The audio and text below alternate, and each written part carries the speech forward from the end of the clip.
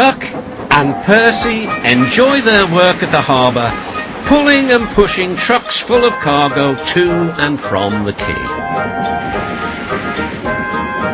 But one morning, the engines were exhausted. The harbour was busier than ever.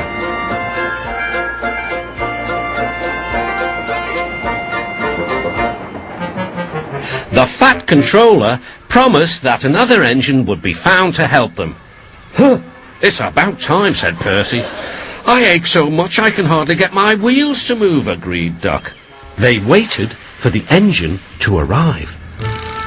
It came as a shock when he did. "Good morning," squirmed Diesel in his oily voice. The two engines had not worked with Diesel for a long time. "What are you doing here?" gasped Duck. "Your worthy fat Sir Topham Hatt sent me. I hope you are pleased to see me. I am to shunt some dreadfully tiresome trucks." "Shunt where?" said Percy suspiciously.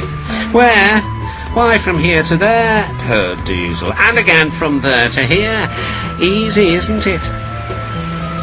With that, Diesel, as if to make himself quite clear, bumped some trucks hard. "Woo!" screamed the trucks. "Grrr!" growled Diesel. Percy and Duck were horrified. They did not trust Diesel at all. They refused to work and would not leave their shed. The fat controller was enjoying his tea and ice bun when the telephone rang. "So there's trouble in the harbour yard? I'll be there right away." Diesel was working loudly and alone. Cargo lay on the quay. Ships and passengers were delayed. Everyone was complaining about the fat controller's railway. Percy and Duck were sulking in their shed. "What's all this?" demanded the fat controller. We're on strike, sir," said Percy. "Yes," added Duck. "Beg pardon, sir, but we won't work with Diesel, sir." Then, in a quiet, hurt voice, he added, "You said you'd sent him packing, sir." "I have to give Diesel a second chance. I am trying to help you by bringing Diesel here. Now you must help me. He was the only engine available." Percy and Duck went sadly back to work. Next morning, things were no better. Diesel's driver had not put his brakes on properly, and Diesel started to move. He went bump straight into Percy. Percy had an awful fright. "Wake up there, Percy," scowled Diesel. "You have work to do." He didn't even say he was sorry to Percy.